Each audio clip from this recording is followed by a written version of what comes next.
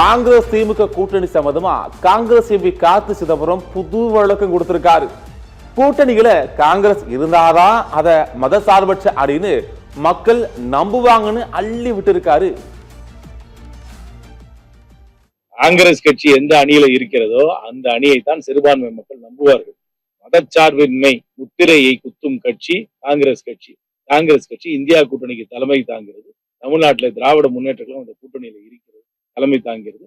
அந்த கூட்டணியை தான் முழுமையாக அரசியல் ரீதியாக சிறுபான்மை மக்கள் காங்கிரஸ் கட்சி மதச்சார்பின்மையில இருந்து என்னைக்குமே பின்வாங்கினது கிடையாது. இந்தியாவில் முதன்மையான கட்சி, மதச்சார்பின்மை கொள்கையை முன்வைக்கின்ற கட்சி காங்கிரஸ் கட்சி என்பது எல்லாருக்கும் தெரியும். கூடு விட்டு கூடு வாயிறத கேட்டிருப்போம், கண்ட விட்டு கண்டம் பாயிறத பார்த்திருப்போம். அண்ணன் ஓபிஎஸ் அடிச்ச பல்ட்டியை பார்த்தா பல பேருக்கு தலை சுத்திருச்சு.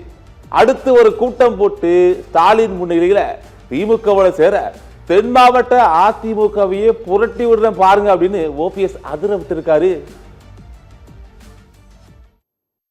நடைபெற இருக்கின்ற சட்டமன்ற பொதுத் தேர்தலை முன்னிட்டு பல்வேறு இயக்கங்களிலிருந்து மாண்புமிகு முதலமைச்சருடைய தலைமையை ஏற்று திராவிட முன்னேற்ற கழகத்தில் இணைகின்ற ஒரு நல்ல நிகழ்வு வருகின்ற 7ஆம் தேதி நடைபெற இருக்கிறது. அனைத்து இந்திய அண்ணா முன்னேற்ற கழகத்தில் இருக்கின்ற தொண்டர்கள் கிட்டத்தட்ட 70-80% மேலாக இன்றைக்கு திராவிட முன்னேற்ற கழகத்தில் இணைகின்ற ஒரு நல்ல சூழல் இருக்கிறது என்பதையும் நான் தெரிவித்துள்ளேன். அதே போல பல்வேறு இயக்கங்களிலிருந்து தளபதியினுடைய ஆட்சியுடைய திறன், கட்சியை அனைத்து தரப்பட்ட மக்களையும் அரவணைத்து செல்கின்ற பாங்குகளை கொண்டு அவருடைய தலைமையை ஏற்று மனப்பூர்வமாக இதயபூர்வமாக இணைகின்ற ஒரு நல்ல நிகழ்வு தான்.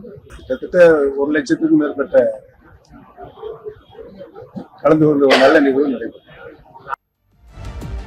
ஓபிஎஸ் இப்படி சொல்லி இருக்க, அவர் கூட இருந்த ஒருங்கிணைப்பு குழு புகழேந்தி தில்லா ஒரு கட்சி ஆரம்பிச்சுட்டாரு. தமிழ்நாட்டு அரசியலையே புரட்டி போடுற மாதிரி ஒரு தகவலை வேற சொல்லிவிட்டு இருக்காரு பாருங்க. இனிமே முதலமைச்சர் ஸ்டாலினுக்கும் பழனிசாமிக்கும் போட்டி கிடையாது, அவருக்கும் எனக்கும் தான் போட்டின்னு புகழேந்தி சொல்லி போயிட்டாரு. அவர் சொன்னதையெல்லாம் கேளுங்க கேளுங்க, கேட்டுக்கிட்டே இருங்க, தலை சுத்தம்.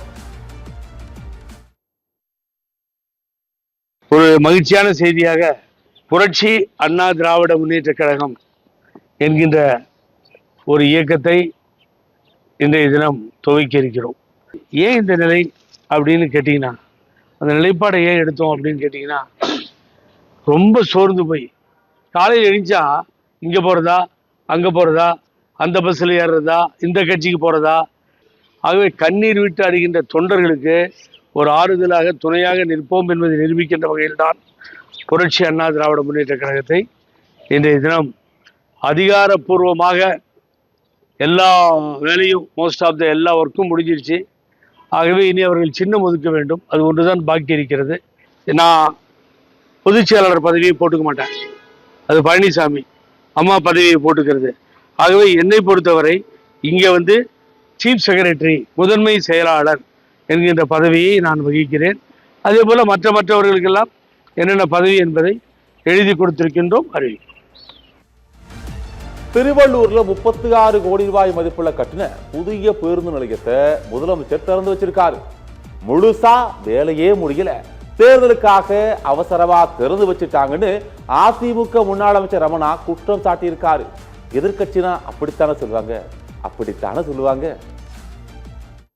பேருந்தும் இல்லை, பயணிகளும் இல்லை. இன்றைய முதல்வர் மு க ஸ்டாலின் பஸ் நிலையம் திறப்பு, இதுதான் பிரஸ் மீட், அவ்வளோதான் முடிஞ்சு போச்சு. இதுக்கு மேலே விஷயம்லாம் உங்களுக்கே தெரியும். கரண்ட் இல்லை, குடிநீர் வசதி இல்லை, பாத்ரூம் டாய்லெட்டில் போக முடியும், யூஸ் பண்ண முடியாது, பஸ் உள்ளே வர முடியாது, கான்கிரீட் போடல, இன்னும் பணிகள் முழுமையாக முடிவடையவில்லை. செப்டிக் டேங்க் பள்ளம் வேண்டி அப்படியே வச்சுருக்காங்க. இன்னும் 1 மாதத்துக்கு மேலாக பணிகள் இருக்கிறது. இவர்கள் இன்றைய தினம் அவசர கதியில் இதை திறக்கிறார்கள். எல்லா வேலைகளையும் நிலுவையில் வைத்துவிட்டு தேர்தல் நடத்தை விதிமுறைகள் அமலுக்கு வரப்போகுது என்ற ஒரு பயத்தில் அவசர கதியில் அலங்கோலமாக இந்த ஆட்சியை போல இந்த பஸ் நிலையம் திறக்கப்பட்டிருக்கு. முன்னாள் அமைச்சர் ரமணா சொன்னதுக்கு அமைச்சர் சேகர் பாபு பதிலடி கொடுத்திருக்காரு. தேர்தலை மனசுல வச்சுலாம் அவசர கதியில எல்லாம் பேருந்து நிலையத்தை திறக்கலன்னு சொல்லிட்டாரு. மக்களோட தேவையை வச்சு திட்டங்கள் திறக்கப்படுதுன்னு சொல்லி முடிச்சு விட்டாரு. தேர்தலுக்கு முன்பாக துவக்குவது என்பது ஒரு புறம் என்றாலும், தேர்தலை மையப்படுத்தாமல் மக்கள் பயன்பாட்டிற்கு எவையெல்லாம் மிக முக்கியத்துவம் வாய்ந்ததோ, அவசியம் என்று கருதுகிறோமோ அவைகளை திறப்பு விழா என்ற போர்வையில் அல்லாமல் மக்கள் பயன்பாட்டிற்கு அந்த பணிகள் முடித்தவுடன் மக்கள் பயன்பாட்டிற்கு அர்ப்பணிக்க வேண்டும் என்று மாண்புமிகு முதல்வர் அவர்கள் உத்தரவிட்டிருக்கின்றார். அந்த வகையில் தற்போது நாம் நின்று கொண்டிருக்கின்ற இந்த ஆட்டிறைச்சி மாட்டிறைச்சி கூடம் கூட பணிகள் நிறைவடைந்தவுடன் மக்கள் பயன்பாட்டிற்கு ஒப்படைக்கப்படும். திறப்பு விழாவிற்காக நிச்சயமாக காத்து கொண்டிருக்க மாட்டோம்.